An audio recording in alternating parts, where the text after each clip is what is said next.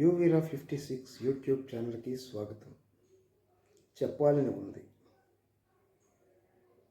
Failure is not the end.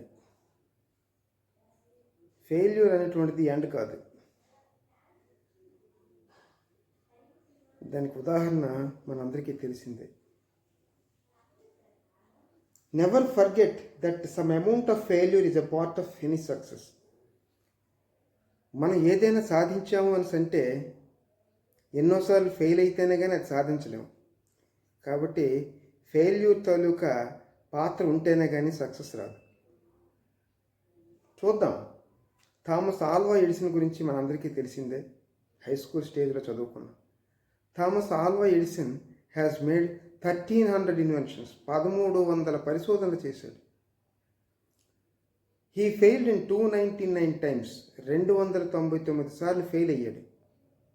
At last 300 time, 300వ సారిలో he invented electric bulb. He got very happy. అయితే ఇప్పుడు ఏమంటాడని అంటే, నేను ఇంత ఫెయిల్ అయ్యాను అన్నటువంటిది కాదు, ఇది ఫెయిల్ కాదు.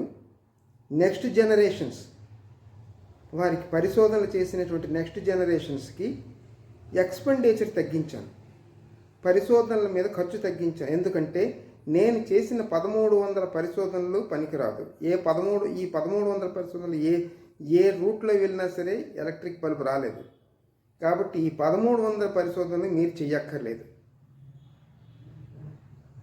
కాబట్టి ఫెయిల్యూర్ అనేటువంటిది సక్సెస్కి రాచబాటే కానీ failure is not an end point.